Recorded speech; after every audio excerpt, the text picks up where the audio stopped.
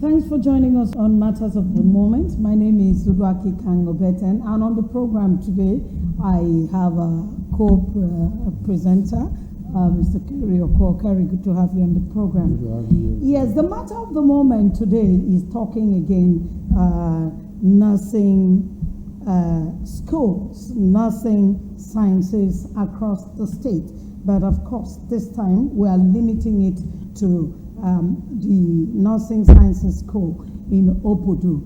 And on Matters of the Moment today, we have the provost, who is a very seasoned nurse, who has lived, slept, and everything about her is nursing profession. We have the seasoned, esteemed professional with us in the person of Dr. Victoria Ondeshi. Thanks for joining us, Provost. Thank you, madam. And it's wonderfully so, especially when we have people coming from the far north there to keep us abreast of what is happening there.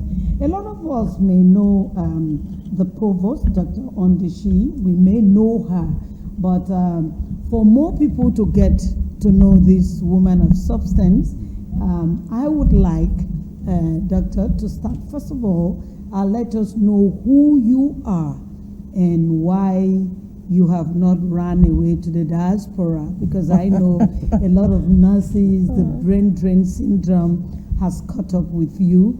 I expected you to be in US or Canada, and you're here talking the Provost of College of Nursing Sciences, Obudu. Kindly tell us who you are and the journey to the Provost. My name is Dr. Mrs. Victoria Ondeshi, and the Provost College of Nursing Sciences, Obudu. Before now, I have worked with the state for several years. I was a one-time principal of School of Midwifery, Obudu, which currently has transited to the College of Nursing Sciences. I retired in 2011 and then took off appointment with the Department of Nursing Sciences, Ebonyi State University.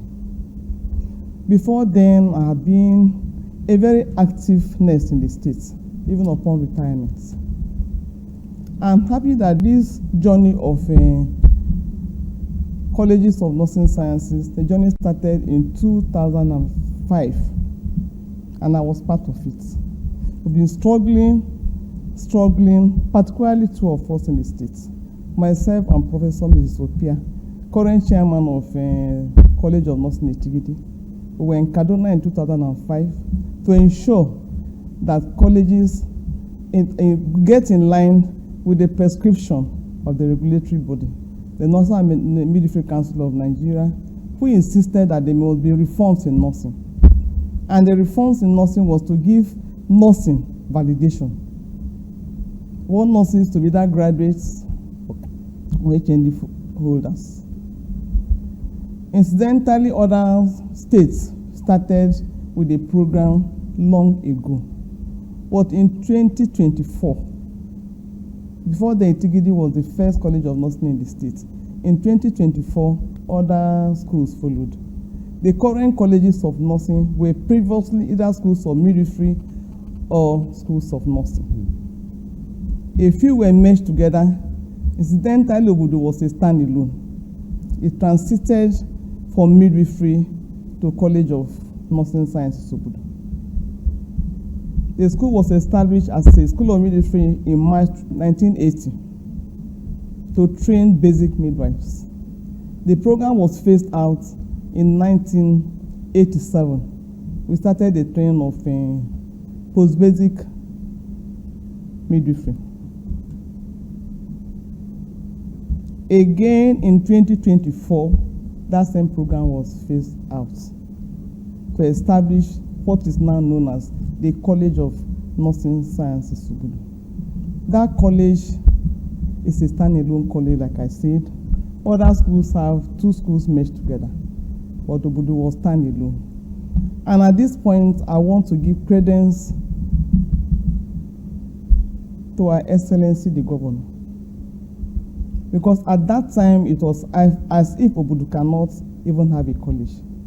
But he single-handedly insisted that a team will go around and validate and find out whether we have facilities, resources to be named a college were sent to Obudu. It's scattered for everything. The vehicles, the personnel, almost 15 of them came from MBT, including Nursing Council.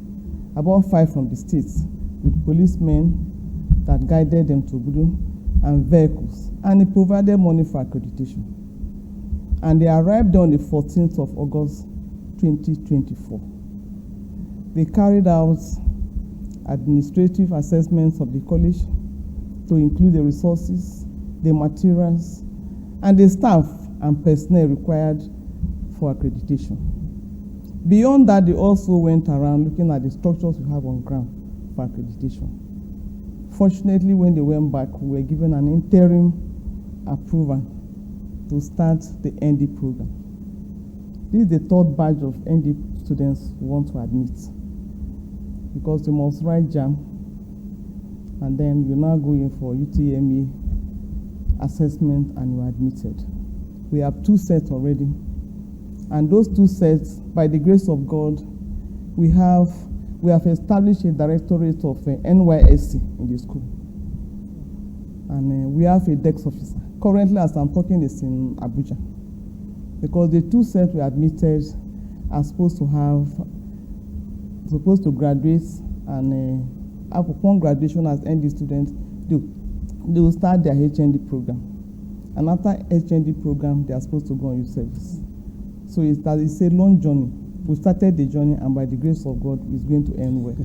Yeah, congratulations. I just saw Kerry was really overwhelmed there. Yeah. But I want to say, like I introduced Doctor, this one is a square peg in a square hole. You can see what she's exuding here. And kudos, because sometimes professionals speak this way. I say it's worth it, especially when you're being rewarded and recognized for your hard work. You mentioned here that it's a dream you have lived to see. Yes, it has come to be. And I want to ask, when I look at that this nursing sciences is almost across the state, I begin to wonder, do you have adequate students population given the spread? The current population of students is 784. Wow. And I'm sure that by October, we're going to have an explosion. Because today, we are running 5 programs now. Maybe I didn't get to that. Beyond the diploma we are running for nursing sciences, the Nursing and Midwifery Council also approved the basic nursing program for us. And the basic midwifery that was in existence before now is still there. And they also approved community midwifery for us. You will appreciate the fact that over time, we've been having a lot of maternal deaths and maternal mortality, including infant deaths, from the various communities. And that is because the attendants at birth are not there. So some time ago, we were asked that we should start a community midwifery. I just came back from Abuja about 2 months ago to develop and review the curriculum for community midwifery. That has been approved for our college, and we are going to have the admission this month. Most of those students are admitted from the communities, because that is where we feel the bunch of the problem. I've discussed with the local government chairman to tell him that that is what we want, because normally what we do is that we tell the community, the chiefs and the elders, we recruit those people from the community. Because upon graduation, they go back to serve in that community. So I'm sure that by September, when they be coming in, we are going to start with a marginal number of about 50 for a start, for community midwifery. And I've sent people to other communities around the central and the north senatorial district to tell them that that program will start again in Obudu. The program initially started in Monaya. I think they still have it there. But the pace for that program is getting higher. So we intend to admit. And the basic intent of that is to guide against the increased rate of maternal deaths and maternal mortality, including infant death rates in our various communities. That will go a long way to solve our problems. Yeah, before Kerry comes in, please let me take this before I forget. With all these programs that you have, and it's looking very interesting and exciting, I begin to wonder what your coaching and mentorship programs are like, I mean, getting to develop these people, to practical skills, to suit current world standards. Yes. You know that we have requirements from the MBTA and also Military Council for the type of instructors or lecturers that should teach and examine nurses. We have them. And the good thing Cross River State, I want to appreciate His Excellency the Governor. He approved the retention and the re-employment of our retired midwife educators and nurse educators. Those are the ones that can mentor our students. I know. And you also will appreciate that most of people don't like teaching. They don't like teaching. Just like you said, after training, before you turn your eye, they are gone. They are gone. So we're also trying to see whether there could be incentives, like in the College of Nursing Science, Obudu. There's what we have done to retain them. A lot of them have been send them out for programs relevant to what we are doing. Like I talked to you now, 4 of them are in Asaba. By the next 2 weeks, another 4 are going to River State. And that's how we'll continue sending them out, just to update the knowledge and be able to come back and impact on the students. So we have done a lot. And beyond that, when we started, they are coming back. And most of those ones, they are both very old lecturers, and some of them are retired. So they will definitely come back. There's a lot of things we are doing. You know that there are a lot of things we need to do to keep workers. Of course. Yeah. Of course. So I think they have a lot of motivation that will keep them on. Congratulations. Thank you so much. I'm a bit curious to ask this, because at the course of your introduction, you said you highlighted 2 programs that have existed in that where that college is existing now, fade out. What could be responsible, or what was responsible for all of that? What was responsible? Sorry, ma. Before you tell us what was responsible for the fade out and all of that, don't we see that repeating itself now? The programs. Yeah. We are still on because you know that we are being guided by the regulatory body. When they say this program is fed up, they'll give us reasons for why that program is phased out. Initially in the School of Midwifery, as it was then, now it's a college. It started at that time. I was not even here. I was playing at Ahmadu Bello University, Zaria. I came back to join them as an untrained tutor.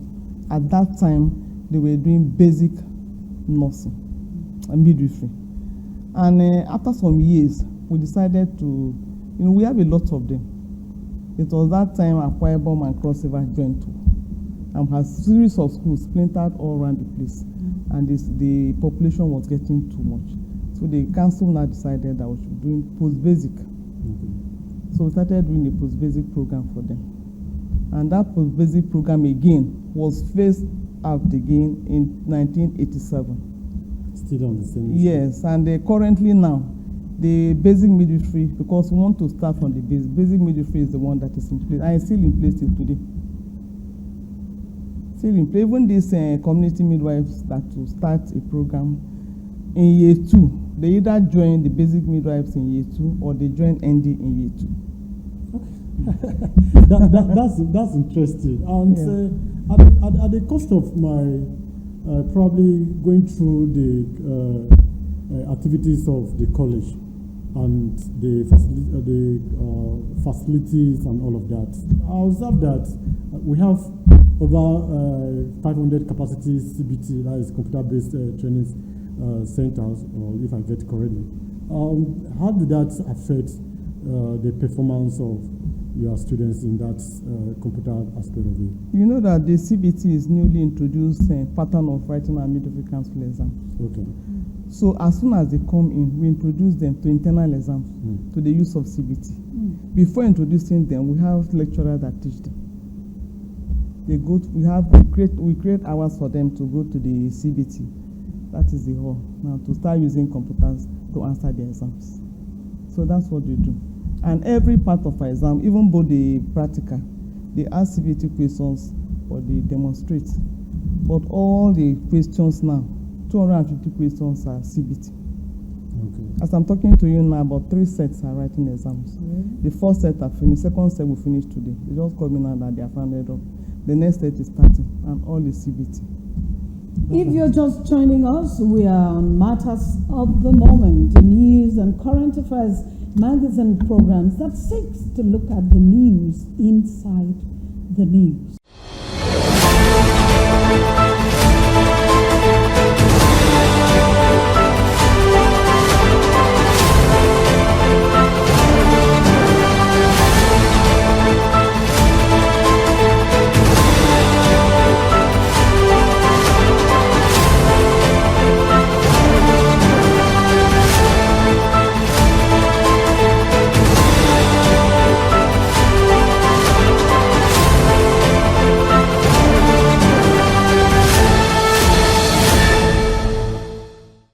And today, we've been talking with the provost of the College of Nursing Science, Obudu, indeed the pioneer provost in the person of Dr. Victoria Ondishi, a great nurse of our time. And she's leading us into a lot that is happening in that college. Dr. Suffice it to say that the nursing profession is one that a lot of people desire to do, but again is one a lot are afraid of. A lot are afraid of, because I've tried one or two of my people in the house, go in and do, nursing is too difficult, please, I don't want it to, and it's stressful and all of that. But those are practical and professional courses all of us would desire our children to go into. Somebody who has been in this profession your whole life and time, what would you say to allay these fears and assuage these children to pick up this professional course? Nursing is not too difficult as they portray. The maths, the chemistry. It's not. The only problem with us is that there's most of those students, I'll tell you that a lot of them, they don't do sciences in schools. Wow. They don't do sciences in school. We carry out a study within ourselves there in the college, and we discovered that few of them that are always finding difficulty in passing these science subjects did not actually do the sciences in their secondary school. So what we are doing currently now is to provide a retention program for them. We started. We do it every weekend for them, because most of them, they get their parents get to write exams for them, and they come in there. And it's not their fault. Beyond that, you know that nursing is like, it's a calling. Oh yeah. And I'm one of those who is against parents dictating to students what and what to read. When the parent, if it's your desire to read nursing, you do well. But if you are reading nursing under compulsion, it's difficult for you to pass. But I think they are trying. We are trying, and the students are trying too. Okay. Now, how do you carry out your curriculum assessment? How do you look at your curriculum assessment? Because 1 or 2 or 3, I've heard some nursing students complaining of overloads, complaining this, complaining that. What's your assessment as a professional who has been in this field for a while? Do you think they are being boxed up with too much? They are not. Maybe I'll just tell you that the curriculum currently that was used in all the schools of nursing across the state, I developed the curriculum for them. Wow. At that time, I was a consultant for WHO, and we developed the curriculum in line to the credit hours, both for clinicals and for theory allotted from the council. Even the one we are doing, the ND curriculum, again, I developed it for Integrated College of Nursing. At that time, I was a consultant to WHO. And the curriculum is not overloaded. Currently, we're even adding more. Maybe this just the We're adding more because when the students come in, there's what to refer to as formative evaluation. Okay. You evaluate them, see where they are, and see where we need to start. And some of them are not doing too bad. Just like I have said, a lot of them are lazy, and they need to sit up. They need to sit up. And the curriculum I know is heavily loaded. Oh. But the other way, there's nothing we can do because most of the things have to be taught. Okay. There are a lot of emerging diseases that have to be included in our curriculum. So don't you think we should expand the time? The time? Yes. 3 years is enough. To enable them. You know that the program for ND currently now, maybe within 2 or 3 years, you may not even find this basic nurse and basic midwifery again. We'll concentrate on ND. And we have 2 years ND, 2 years HND, 1 year internship, and the last year is for youth service. That's 5 years. Yes. So within that, then no matter how heavy the curriculum is, we should be able to cover the curriculum. Okay. The only major issue we have is that most of the schools don't have enough hands. Yeah. I was just coming to that because you are just one person who has decided to stay back. You've not jacked back. I was just about asking you how you're coping with the migration of qualified nurses to other countries. You know, how has that affected your educators and clinical staff? Do you think you have enough? We don't have enough, but I think we are managing because what I did from inception was that we're not enough. And how I discovered that so many of our graduates were scattered around the communities and the clinical areas. Well, we encouraged them. They came in and we sent them for PGDE. A lot of them have graduated. As I talked to you now, about 9. Doing others have graduated, about 9 doing PGDE. And beyond that, the Ministry of Health, the other time, we spoke to the commissioner and he was benevolent enough, maybe through His Excellency, to employ. We have about 3 currently who are employed, and those ones again, just recently, they have applied for PGDE. Or when they apply and they have their PGDE, we insist that Northern Midwifery Council register them as trained educators. And periodically, we ask them to go for conferences and seminars just to update and to know the newer things in the profession. Because so with time, a lot of management options change, a lot of patient care change in line. Like currently now we have so many changes in midwifery and nursing. I came back from the council with a booklet changing the total management system for pregnant women to a different thing entirely. So they need to be abreast with the current trends in nursing. Apart from that, what about the infrastructures of the school? Would you say that they are top-notch to meet? They are not, because I'll tell you a lot of things we did. When we resumed, we didn't have enough. In fact, at times when I sit back to look at the structures we are put on ground, and now within me, I say we have done well. Even though there's nobody to appreciate, so I think we have done well. When I assumed we had no offices even for the provost, I was sitting under the mango tree. But we've been able to build an office well furnished with everything that is desired for an office in that place. We restructured the office for the Deputy Provost Academics and provided all that she needed. We did the same thing to the Deputy Provost Admin and with all that she needed. Again, there was no office for the registrar. We have provided that for her. Currently now we have done an extension because the series came to visit us some time ago and insisted that we must have an office. And the registrar's office must be extended to accommodate exams and records and some other of our personnel that will be. If there's another construction, by next week they will be painting. There was no office for the bursary department. The bursar is there. We have built a very comfortable office, about 4 or 5 rooms for them, for his staff.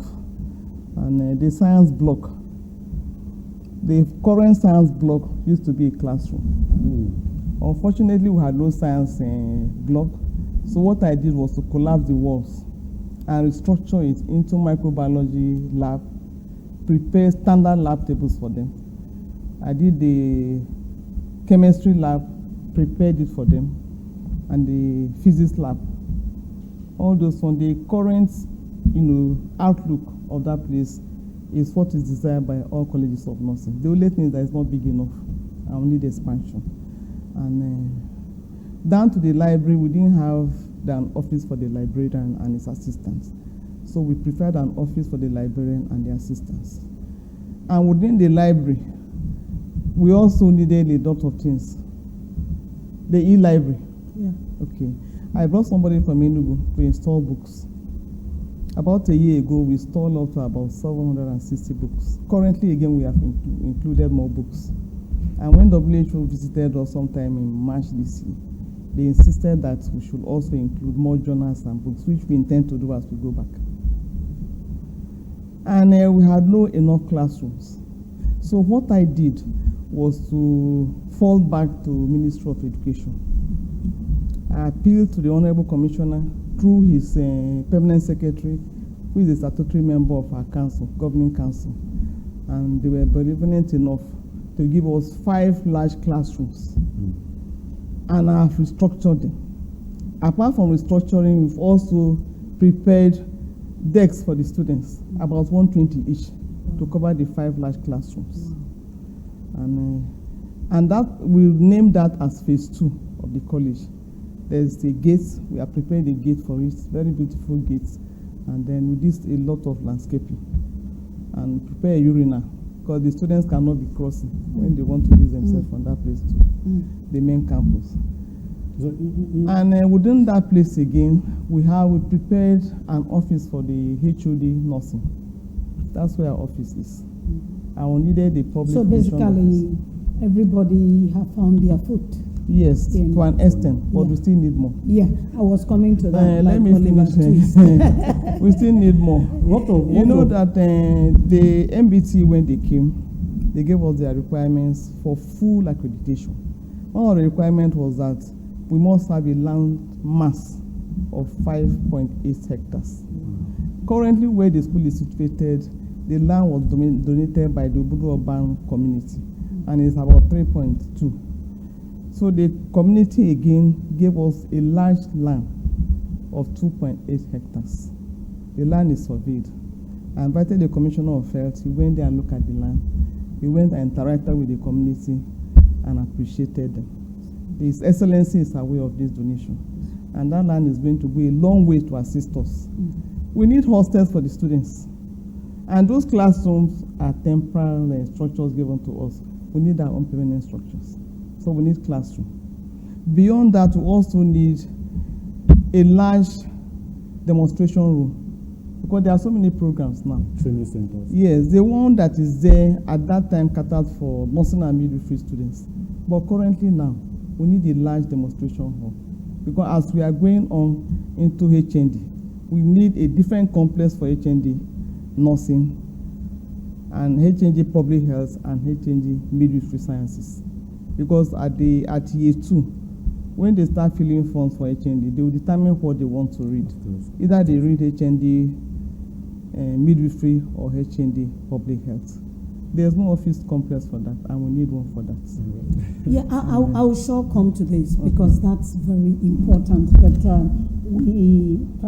not really on our side. But just before I come back to this, I would like to quickly tell us your experiences with these students. What do you really think is their areas of needs?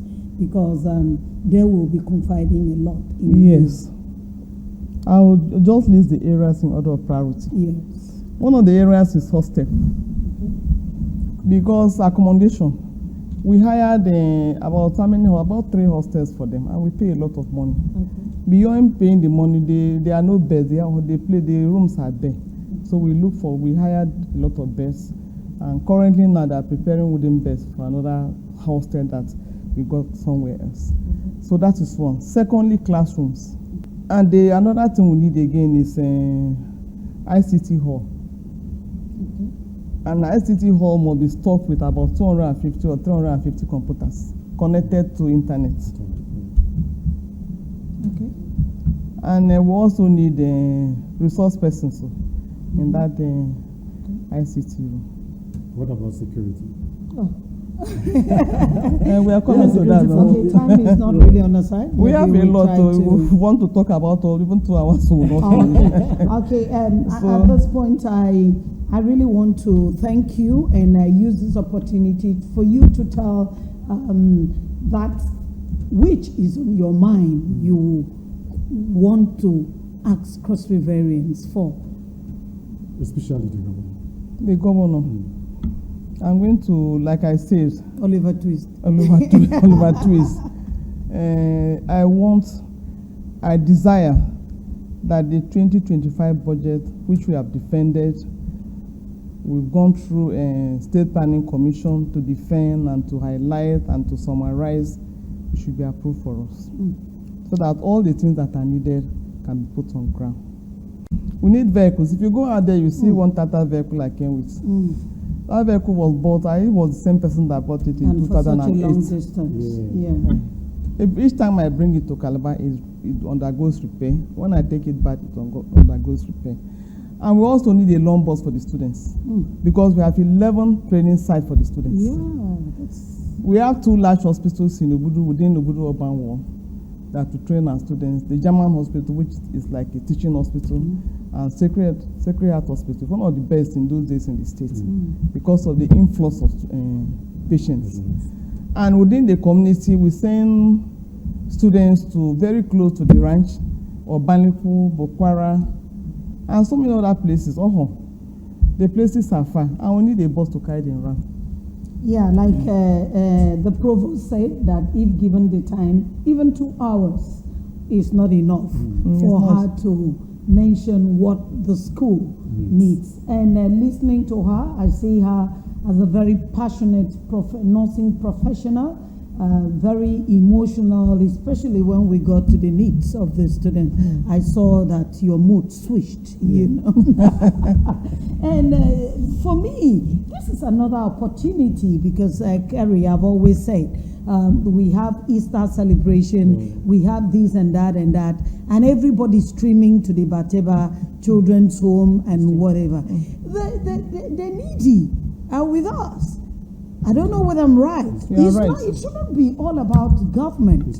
Why should we be clamoring all around one motherless home or aged? Everybody's going there. If we sacrifice 2 computers and send it to the College of Nursing Sciences, Obudu, I believe Dr. Ondishi will be very, very happy. And we have prominent Obudu sons and daughters who could pick up hostel buildings, and of course I know Madame will even give them the credit of naming it after them. All of these things are what we can do to synergize with government. People can donate beds. People can build classrooms and all of that. It's so exciting that we have this school with us because, Madam, long before now, I came to hear of the School of Nursing and Noah. Nobody is talking about that. Again. It is here with us. Let us own it. Let's do the best we can. Why is the Easter gift not going to College of Nursing Sciences, Obudu? Why is the Valentine gift not going there to give the nurses there 100 beds and all of that? I think we should think about this. How about that? I think Kerry. You are right completely if you ask me, because I think it's time for us to own these things. Of course, we must own it. It is not only the government that can run it. We can equally run it as citizens of Cross River States, as indigenes of Obudu, and as public-spirited people. I want to thank you very much for being our company, and of course, Dr. Victoria Ondishi is very, very available for this reach, and we want to congratulate you, Madam. Thank you very much. For being so with us, that you didn't japa to go and make the foreign currencies in US and Canada and all of us. Thank you for being here to raise this new generation. And it is a sincere hope and prayer that God will see you through. Whatever all of us have to do to push that budget, we have to do it. Thank you very much. So that the School of Nursing Sciences, Obudu, will be the desire of what Dr. Ondishi really wants. Thank you, for making time and traveling that long distance to talk with us. We appreciate it. Thank you for listening to me. Thank you, My Doctor. problems Nice having you around. I also want to thank His Excellency for what he has done for us so far. And like an Oliver Twist, we are asking for more. It is the season of sweetness. At this point again, I want to thank the Obudu community, particularly the Obudu Urban one. They've done a lot. Like we've mentioned, it's not easy to donate that type of large land to anybody. And beyond that, before now, they built, I didn't even highlight all that I needed to highlight. They built a borehole for us, and it's still functional till today. And they restructured staff offices for us, even the science block. They are the ones that collapse and restructure it for us. So I continue to appreciate them at every point in time. And it is really ongoing, yes. And I will keep talking the School of Nursing Sciences, because these children, these students are the future hope of the healthcare delivery system in Cross River State. Thank you once more, and keep a date with us next week. Thank you so much.